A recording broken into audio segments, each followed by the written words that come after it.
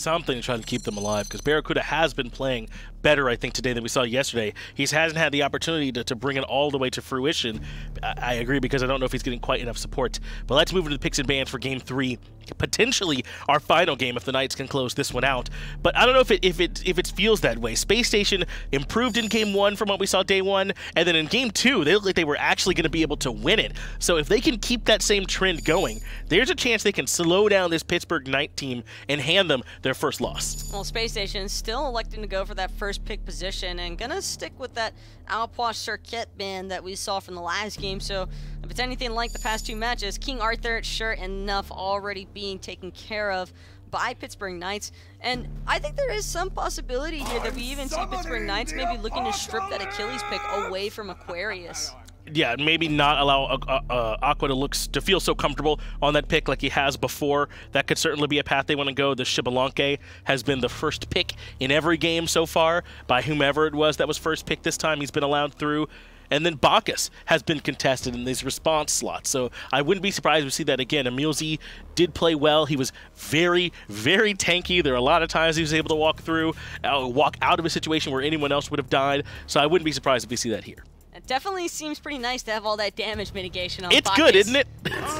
Seems pretty good. That's why they're taking it here with their, at least the Knights' first pick, and they still have one more to go where they want to try and decide what to do. It can't be the Alpois. I believe it was Morrigan that was in the slot last time, and Zyrhoes had some pretty game-saving plays on it, so maybe they'll pick it again. I'm waiting for the craziness of a possible Wheelish as a response. Ooh, yeah. But the problem with the Wheelish, I think, in competitive play is that on paper it sounds awesome, right? You've got Gravity Surge anytime a Bacchus is looking for a flop in, but I think that most teams would probably agree with the stance that a Wheelish is always going to struggle against Bacchus-based compositions at competitive levels of play, because the support can just look to prioritize having a blink, maybe, or even just starting things off with the Intoxicate.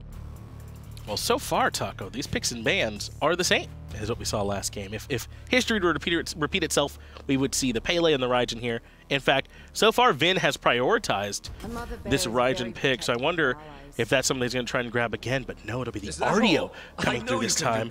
And as you predicted, the Achilles here for Aquarius, very likely. He played the best you've seen him play yet on that pick. No reason not to give it to him again. Aquarius wanted to make sure that Pittsburgh Knights weren't going to have an opportunity, I think, to take this one away from him. And it also puts Pittsburgh Knights into the awkward position of, do we get Deathwalker his Bellona now in response to this, or do we look to prioritize our Hunter instead? Because I think either way, Space Station definitely have a slight advantage here, because no matter what, they're going to get to ban away one or the other. They'll get to take away the Rama, or they'll get to take away the Bellona. And at least that's what I'd like to see Space Station prioritizing in the ban phase here. And Deathwalker's been really strong this set so far, so prioritizing his Bellona would make sense to me. His initiations have been very, very strong. He's got enough great bludgeon damage in fights and been able to stay toe-to-toe with Aqua in lane 2. So that is the call they want to go.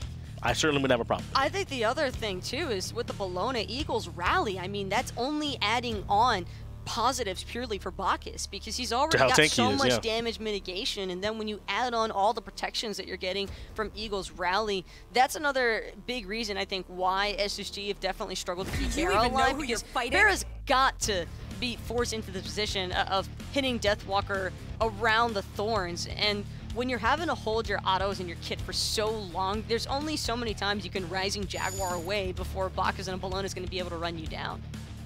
Bellona is absolutely the pick that's going to come through for the Knights, Taco, and we expect that to be going to Deathwalker. They'll follow that up with the Pele ban, a bit of a nod of respect towards the play from andinster last game, which I do agree was much improved, as it kind of has been for Space Station. They've been slowly getting better with each one of these matches, but is it going to be enough for them to cross all the way over that threshold into being able to actually pick up a game? Smart Terra ban away.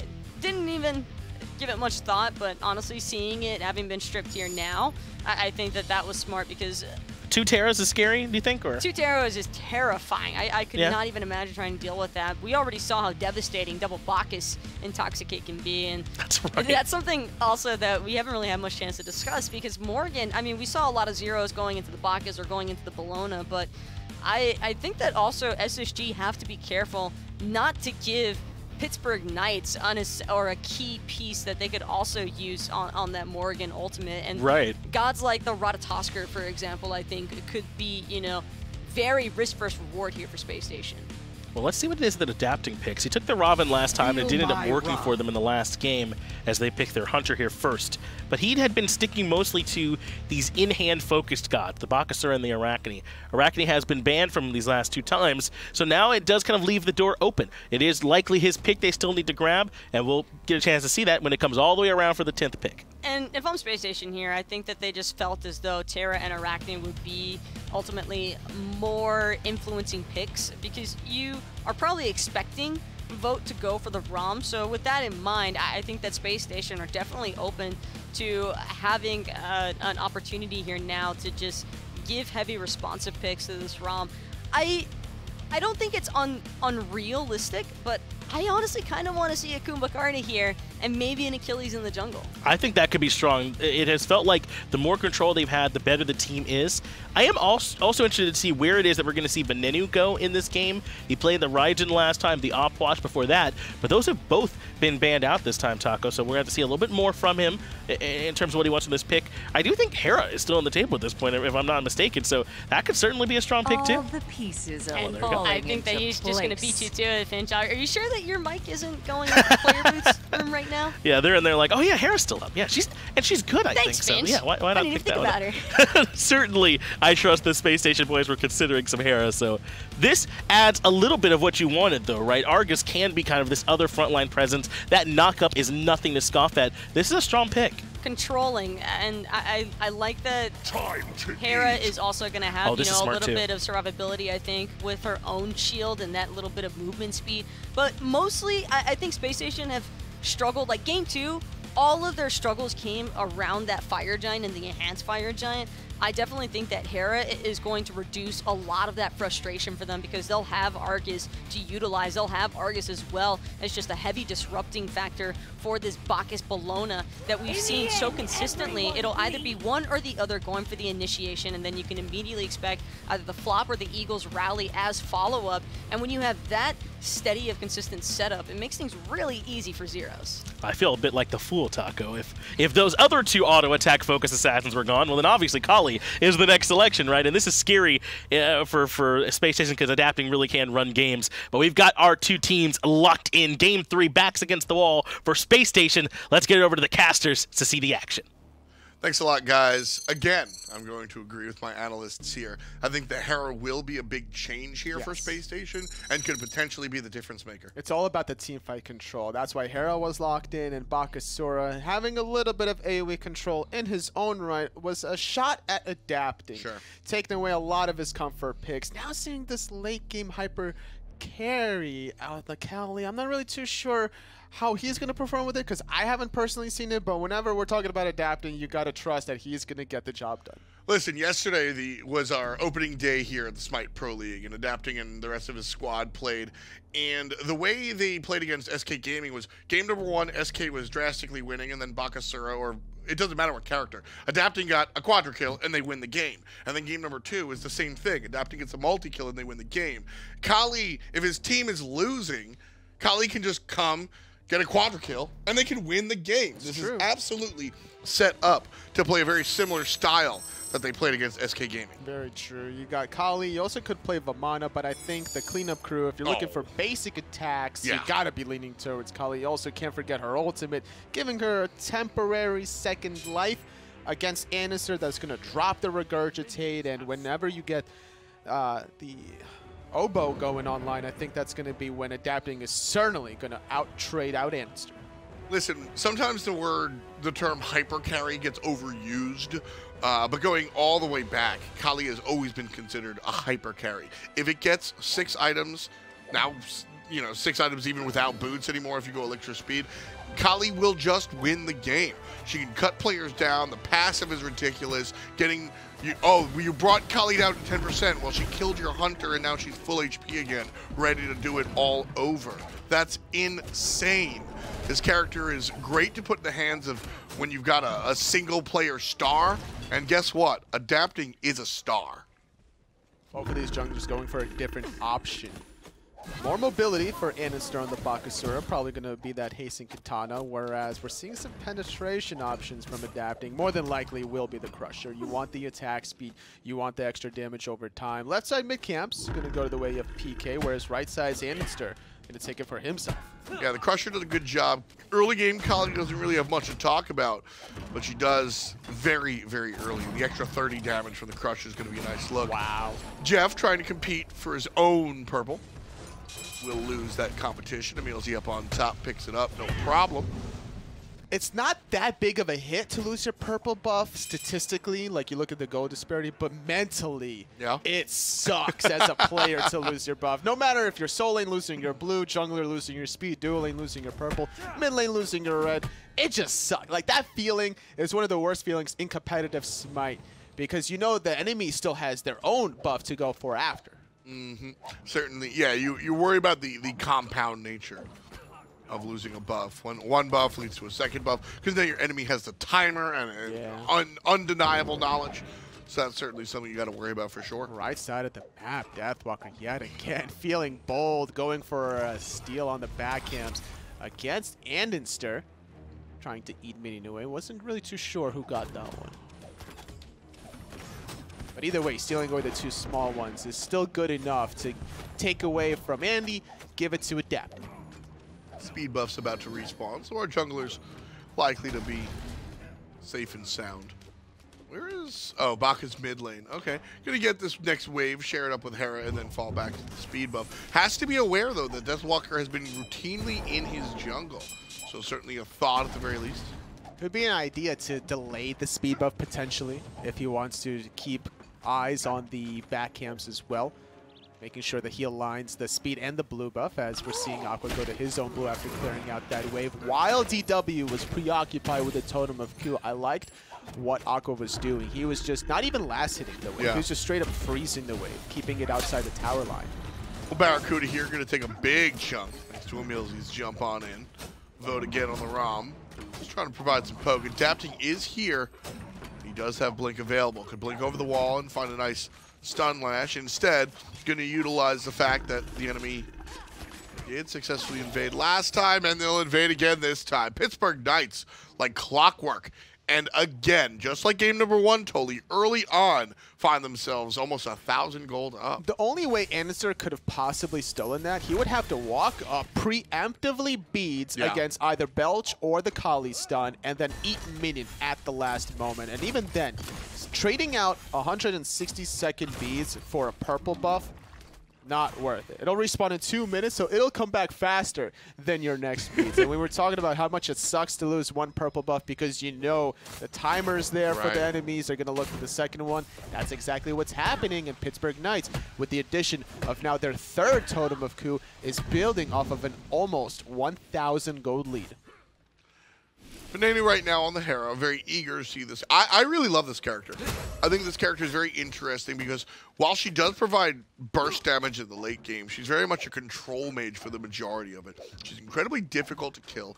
August will come out, provide a knock-up, and then area control. Yes, he does damage, but really what it is, it's a giant sign that says walk away. Long range polymorph as well.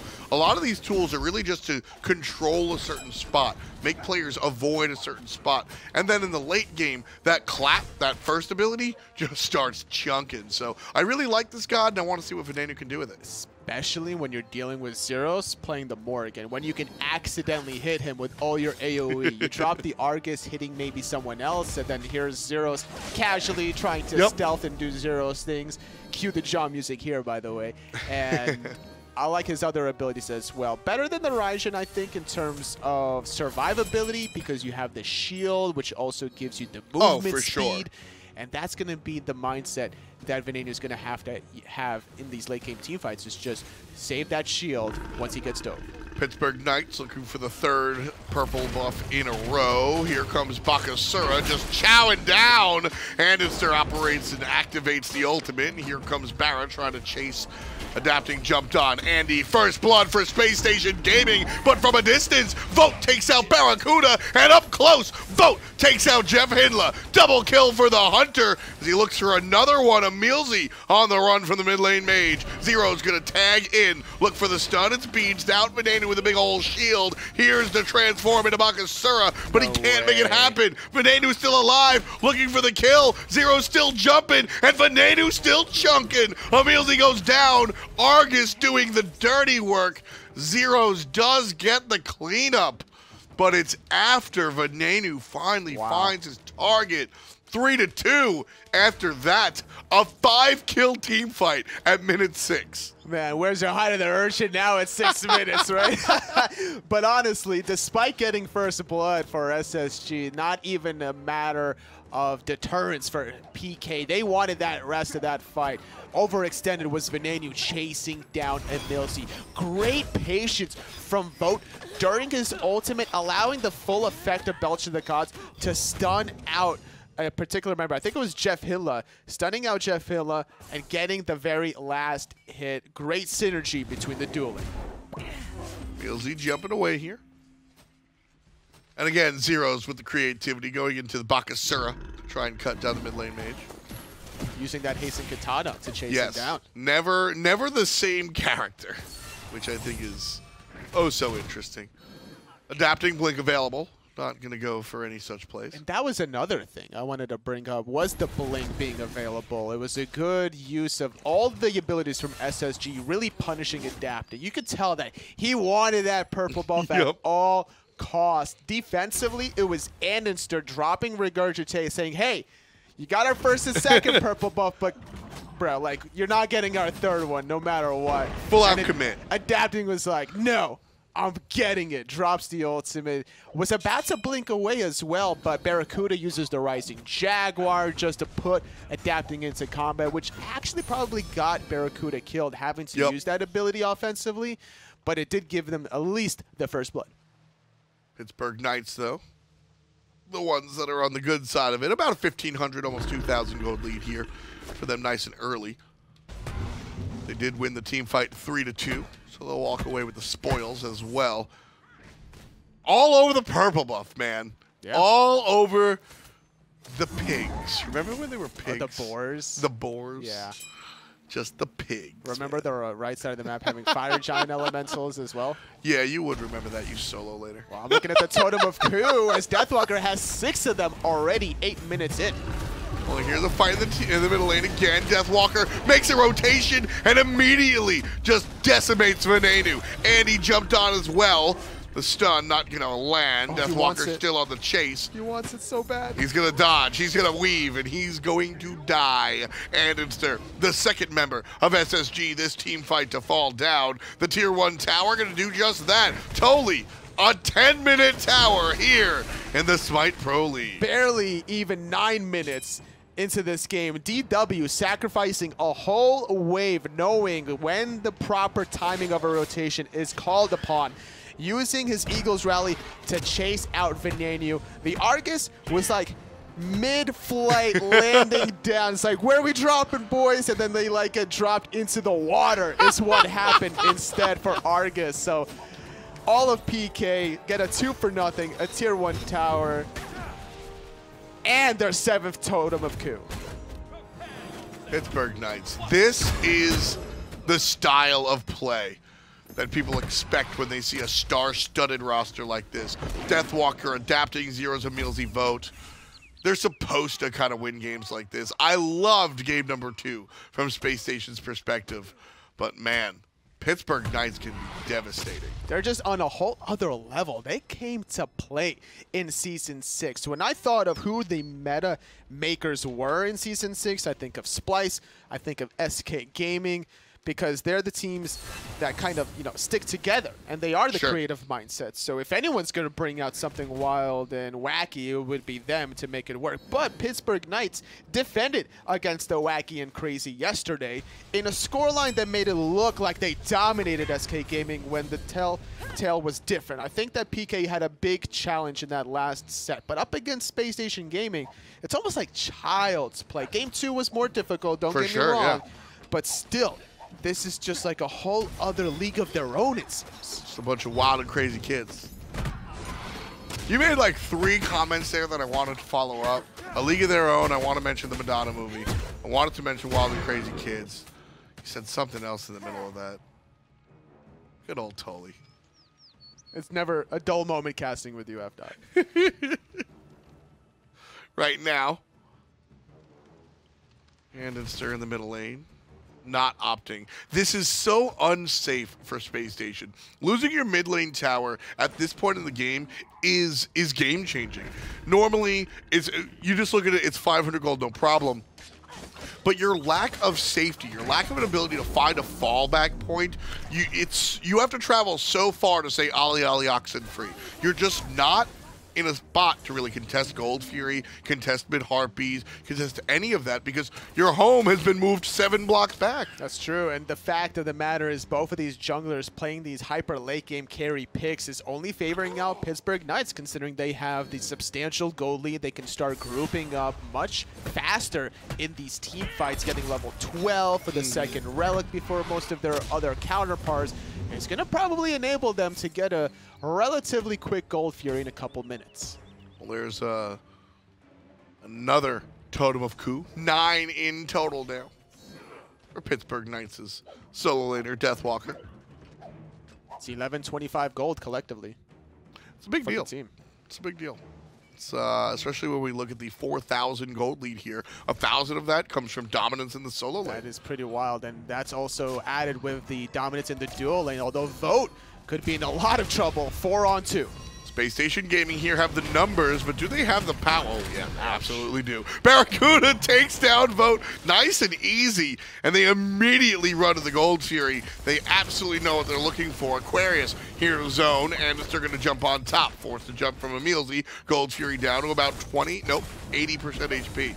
If they're gonna have Argus, you might as well use him. At this point, tank up that Gold Fury. But look at Zyrhoes. And adapting is here as well. Gold Fury going to be leashed as Zyrhoes finds a way around the back line. BaRRaCCuDDa finds his way to the base as Deathwalker lets the hammer drop. Double knock up from Zyrhoes, and he gets one with the burp as well. A fantastic play out of the Morrigan. But they're not done yet. They're the ones starting up the Gold Fury, and it's they're forced to use the beats. Aqua going to get stunned out, adapting with some pot shots of his own, but keep in mind, Vote respawning now is making his way towards this Gold Fury. Pittsburgh Knights yanked the rug out from Space Station Gaming. Venenu gonna get nailed.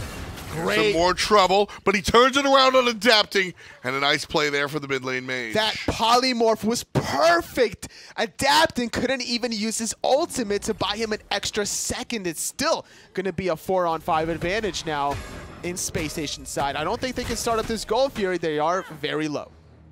Now, this is an all-out retreat here. Space Station thought they had the opportunity. You know, if Space Station full-on commit, specifically with andinster, I don't know if Andy should have chased EmilZy. If Andy sticks on the Gold Fury, they might take it, Tully. I agree. Like, jumping on the support there, it's just wasting a little bit too much time. You need the Butcher Blade's damage. You need to lower the protection. He's a big part of what's going to take that down. Yeah, and without the Bakasura DPS, it just allowed plenty of a timing window for Zyrhoes to do another flank. Go underneath, not steal the Gold Fury, just hurt everybody from Space Station Gaming, force the relics. Venenu getting poked out throughout that fight. Tempted adapting to go in, but it was a beautiful polymorph at the tail end of it to stop him in his tracks. That polymorph is keeping Space Station Gaming alive, because if that polymorph doesn't go through, Venenu's dead. He doesn't have beats. He's going to get Kali stunned, dead to rights. Adapting would have gotten out with his ultimate, and then the rest of PK would have gotten the Gold Fury, extending their lead to beyond 5 or even 6,000. Insane. Pittsburgh Knights, as I said, playing as many players had predicted them to do. Adapting and Vote going to start the Gold Fury, and looking at the build paths, likely to pull it down as quickly as they pull it. 10%, and that be that. As soon as JeffHindla even knows what's going on, it's over. The vision control. The Chaos side Pittsburgh Knights have complete vision control around that objective. No one from Spacestation Gaming even trying to check on that objective, and that's going to extend the lead even further now beyond 5,000, almost 6,000 gold. Pittsburgh Knights now, what's their next move? I think they just continue to, because it's so interesting when you're this far ahead at this point in the game. It's troublesome to look for the Fire Giant. We saw a team yesterday go for a Fire Giant around 13 minutes, and clearly they just weren't equipped for it. So you just sort of deal with this extended laning phase. It's kind of like being a super senior. You're like, I shouldn't be here. I'm too good for this place, but I'm doing it anyway. Sure. That could be the mindset from Knights. That's one way of looking at it, sure. I don't mean the game. I mean this particular phase. You're sitting here in the laning phase like, you know, all the HP in the world and everything. Just, what are you doing? The ball's in their court. There's nothing that Spacestation Gaming is going to do to surprise you. There's no Fire Giant steals. Pyromancer is going to get instantly contested if the Order side go for it. So yeah, you might have an extended laning phase or just go for the secondary in-between objective of the Pyromancer, trying to bait Space Station out. It's only Aqua within the vicinity. You're not really going to want to commit onto him because you got to have in the back of your mind as to what happened in that previous game when everyone from Pittsburgh Knights collapsed onto Aqua. He baited so much of a window for the rest of his teammates to clean up. Fire Giant started as soon as 2 players are seen on the left-hand side. Love the ultimate from Deathwalker. Don't forget, it's going to give power to his teammates. Fire Giant goes down because of it. An easy play for Pittsburgh Knights. 17 in. Aquarius taking damage. Vote and Deathwalker both have the Fire Giant adapting over the wall, choosing to blink or jump. There's the dash, there's the jump, there's the stun, there's the lash. Basics are good, and that will be a tumble for Aquaman. 8 in total for Pittsburgh Knights. But EmilZy on the left-hand side might have been enough more than he can chew. Did bait out the Regurgitate, allowing the rest of SSG to get the tier 2 tower. I love the patience from adapting. Covering the option of Aqua. Yeah. Once he used the teleport, he's like, oh no, I'm actually dead here. There's no way getting out of that one. Oh, great timing out of the Knights. Recognizing the window that they had to confirm the objective. Adding more DPS from Deathwalker's Eagles rally, increasing the physical power. Space Station Gaming going for that tier 2 tower, my opinion, correct move. It is absolutely what opened the window for Pittsburgh Knights to go for that Fire Giant. So maybe I would have liked a single player to be pushing there. But at the end of the day, Tully, there's nothing else SSG could have done. They're a little bit too far behind. I don't want to see them contest the Fire Giant. There's no other objectives to look for. There's no team fight available. As I said, this kind of purgatory in-between laning fate. That's Pittsburgh Knights' time to shine, and SSG can't do nothing. How often have you seen a jungler and mid laner outward everyone else on their team? But that's exactly what Adapting and Zyrhoes did here today. And because of all this vision control across the board from the Knights, they are just all over the Fire Giant. So right here, what Doug's pointing out on the minimap, this sort of L formation that the Pittsburgh Knights have created, they did this exact ward placement in game number 2 as well, along with the close one back, the regular ward up here by the back camps. This formation, this covers all of the entryways into that spot, and that's why PK felt so comfortable looking for the Fire Giant. Expect to see that a lot when Pittsburgh Knights play. And that ward vision control dominance is based off of all the Totem of Coups that they got, the purple buff invades that they snug under themselves. There was just nothing that SSG can do without the presence from andinster.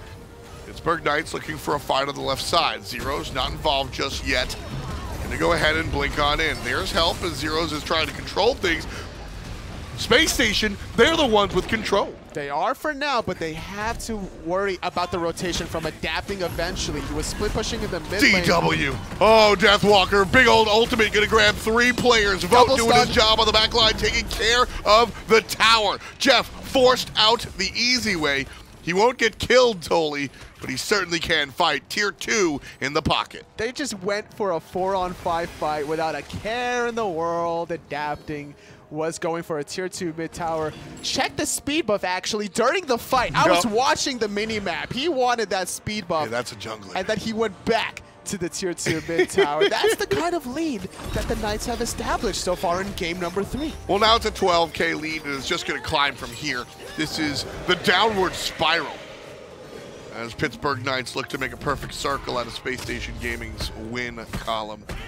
They want to finish this in 3. And honestly, Tolly, they are in position to do just that.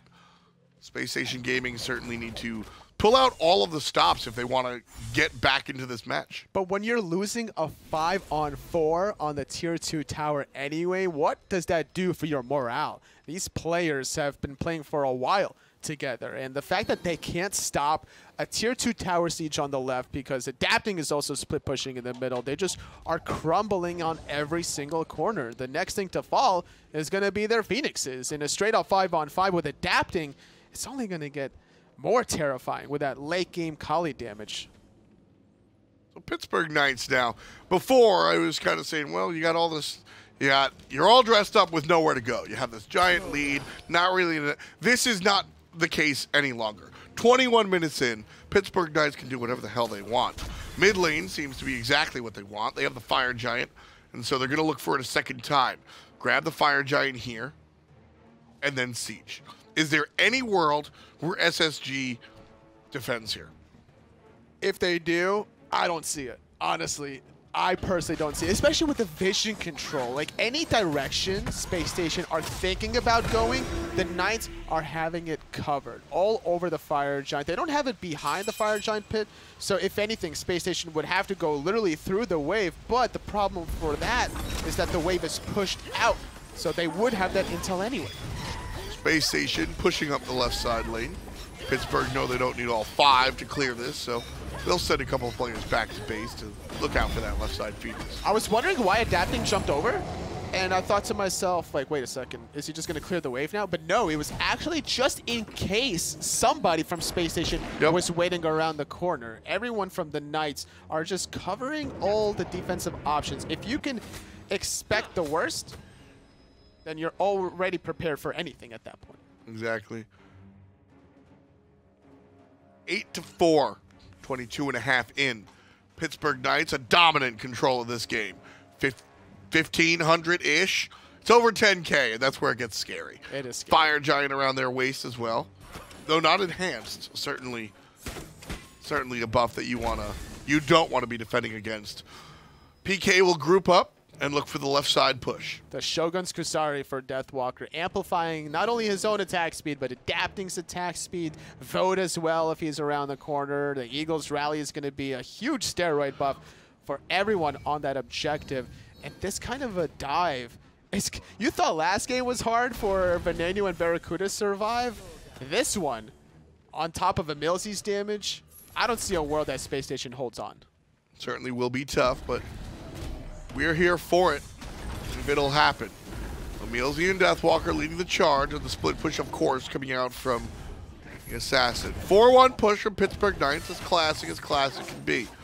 Aquarius, no, Bakasura will shade over. Andinster looks at him now. Andinster's in trouble. Adapting, just chasing him down. Now the minions will cause him a little bit of grief. And the Assassin will jump away. That said, it's now a 4-on-3. Aquarius here for it. Deathwalker jumping in towards his team. Might have gone a little bit too far, but the body block is good enough to take away the execute. EmilZy positioning himself beautifully, intercepting the fatal strike. Still Phoenix dealing down. with the middle shenanigans as Andinster adapting, gets that Phoenix. The rest of PK working their way on the left. Kali's just insane. She's going to take care of the Phoenix very easily because of the nature of her just attack. That's what she does. She does basic attacks, right? So she's going to take care of that one. Halfway down, chowing through on the left side Phoenix as well. Andy jumps defensively. Pittsburgh Knights looking to regroup and back off after taking both Phoenixes mid and left.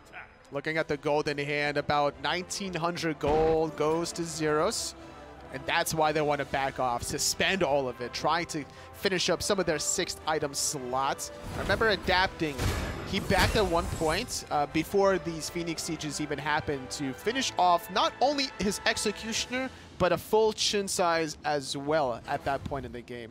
And now working on Mad Guy's Cloak, making sure that he's not going to be disrupted whenever he feels like diving, because that polymorph, he still has that in the back of his mind. Pittsburgh Knights also utilizing their frequent backs to pick up sentry wards. You can only carry 1 per player, and yet we frequently see 6 on the map at a time. You can put 2 wards down, and they can be 2 sentries, but you can only carry 1.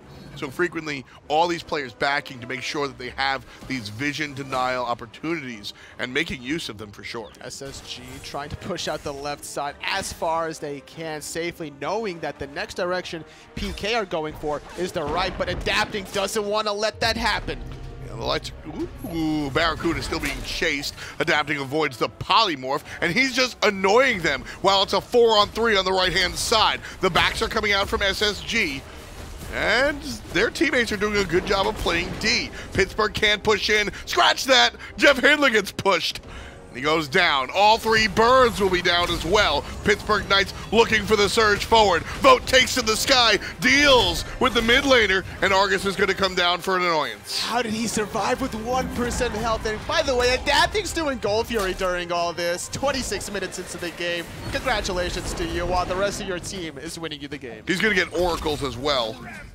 Deathwalker will do what's needed and take care of Venenu. Pittsburgh Knights now trying to push forward. Adapting finally on his way. A little bit too late, but we'll run into Andy. Upside right lane. BaRRaCCuDDa just being controlled by Deathwalker. Pittsburgh Knights barreling into the Titan room, and that will be your game number 3. Pittsburgh over Spacestation Gaming.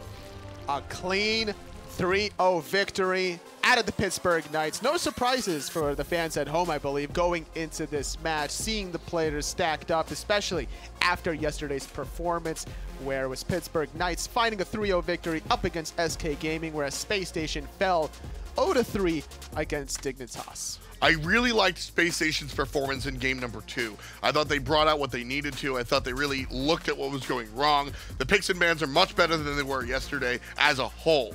At the end of the day, game number 3 was just raw brawn. Pittsburgh Knights have this potential, and it doesn't happen every game, totally, but what happens with PK, sometimes they just come out and burn the world down. They have that talent, and they show it off. And I think Space Station Gaming needs to prepare against the teams a little better. That last pick, Bakasura, it was trying to take away the hands of Adapting, obviously. Now, I'm not saying that andinster can't play the Bakasura, but I think that there are other options to take away besides Adapting's picks, specifically the Morrigan. Don't give that to Zyrhoes. I think everyone from the SPL has looked at the Pittsburgh Knights in week number 1 and will not allow this Morrigan to go through.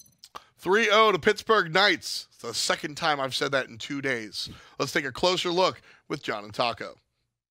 I've looked pretty closely, and I think the Knights are good. They've played very well so far here, Taco, and unfortunately for Space Station, they've had some tremendous struggles. Now 0-6 to start, or at least in terms of individual games, 0-2 with their record. This has been rough for them to get things off the ground. It's definitely going to be back to the lab for Space Station, without a doubt. But I do think that there were some promising aspects to take away from their set today. I definitely think that there was a very huge improvement as far as the picks and bans were concerned. You could definitely tell that Space Station did a lot of review last night to try and figure out where they can better sort their strengths and weaknesses. But I think I just want to start seeing Andy camp solo lane relentlessly. I think that Space Station plays best try and get Aqua ahead, when maybe? Aquarius is ahead. And when Aquarius is ahead, that is usually when we start to see andinster really begin to shine. And I just don't think that Space Station were really able to prioritize camping solo lane as much as they probably wanted to. I know that Pittsburgh Knights definitely didn't make that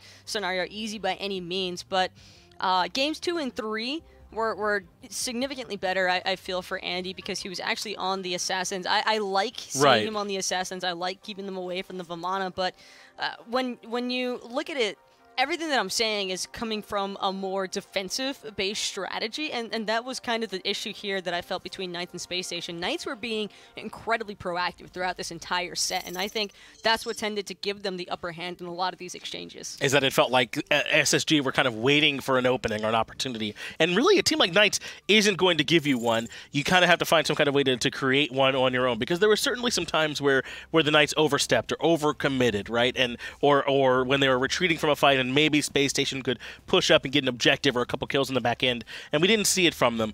They've got plenty of time to work on it. I don't think they play again until week 4. The way that our format works, you don't always have to play every week back to back. They'll have some time to work. So I think they can fix those problems, but they do seem to be pretty glaring right now. But not an easy week for any of these teams No, that's a involved. tough schedule. Pittsburgh You're right. Knights and Space Station, that's a very tough schedule. Both had pretty insane matchups to try and deal with things for the opening week, at least, of the SPL. So definitely lots of room for improvement, and I think that's still a good look, even in the eyes of Space Station. You know, you lose both of your sets, you might be 0-6, but at the end of the day, I think that we are still seeing that slow but steady increase to their gameplay and to like their drafting situation. So I think it's just going to be a team that needs time, and the only way that they're really going to continue to build on that is just allowing the season to play through. But if you're Pittsburgh Knights or a fan of the Pittsburgh Knights, well, you can rest easy knowing that this team seems to already have it all together. They certainly look good, at least when they're going up against these squads that were formerly all North American, or at least it seemed that way, right, against SK and then Space Station. We'll have to see how it is when they go up against some of this other competition that we have for them out there as well. But so far, the Knights look great. And what's really scary, I think, is that they can win a multitude of ways. I don't think Deathwalker did very well for them at all day 1, but then all of a sudden you come in day 2 and Deathwalker carried. He was farming this game. So they have so many different ways to win. I just thought it was... basically, Pittsburgh Knights just did what we wanted to see from Space Station. I think that adapting, prioritize making sure that Deathwalker was going to be able to get ahead or stalemate the lane to an extent. And I think that the Pittsburgh Knights just had a significantly easier time as well, causing a lot of confusion against Space Station in Game 3, because adapting on the Kali, you can't leave the Kali by herself. If she's left to her own devices, then there's no telling if she's going to decide to flank or look for, you know, mid-Phoenix split push during siege opportunities. And I think as a whole, it definitely feels like the Pittsburgh Knights just understand each other better, and I think that also comes as a result of these guys having played each other for so long. I think there's definitely a good chance that that's part of it, right? That this is a team that has a strong core there for them as well. But we do have our winner standing by. An interview, it's going to be with EmilZy and Zyrhoes, a chance to hear from the guys that just won their second 3-0.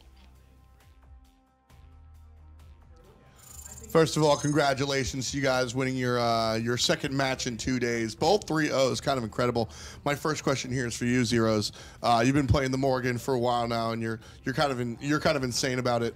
What is your favorite part of playing the God? Because there's so many different elements to it. Favorite part of playing the Morrigan? I don't know, dude. It's like you play more like an assassin. You like normal mage is usually like just in the backline, right?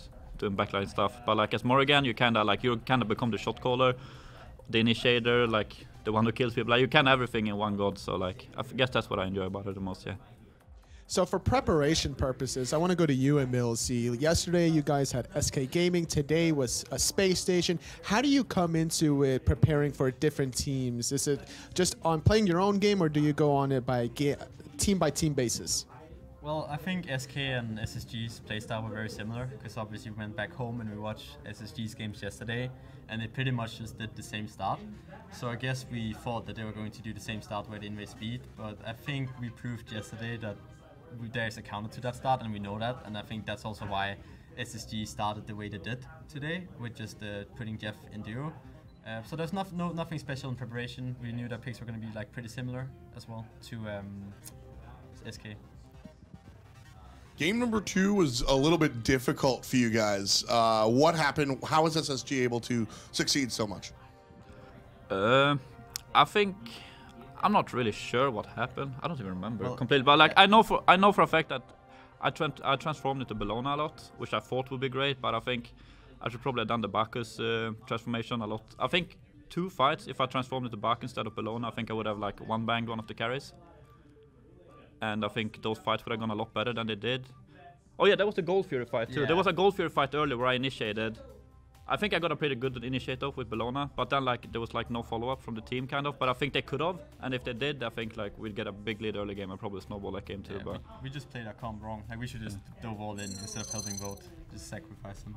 Yeah.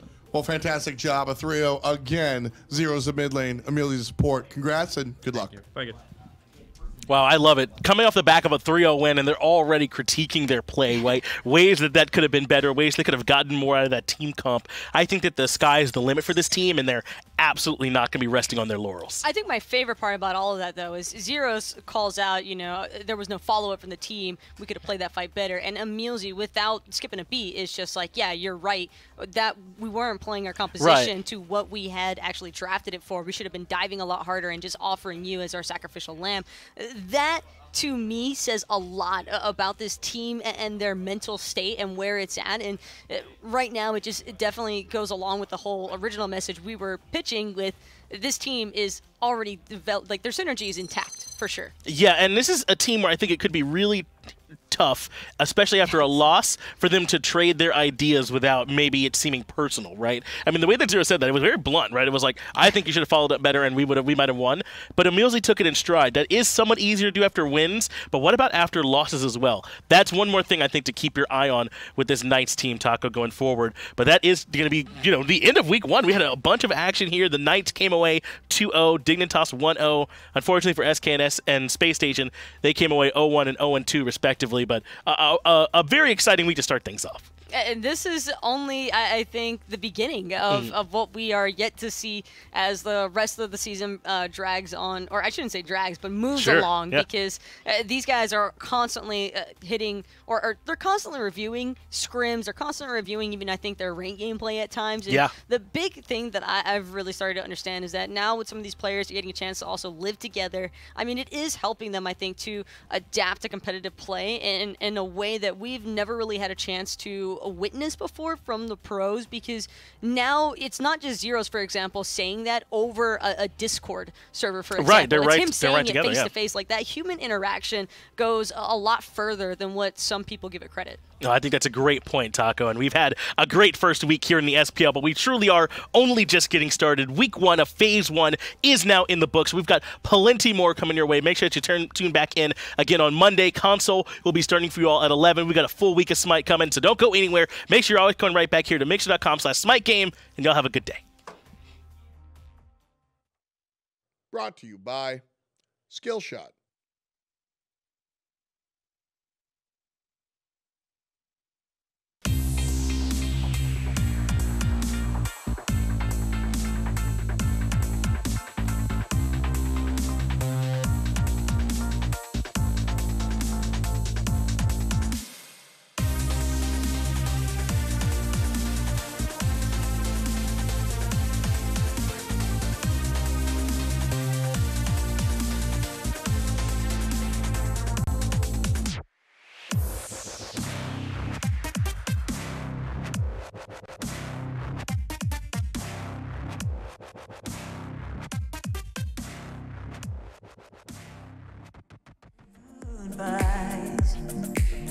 Maybe a love like ours can leave out its core.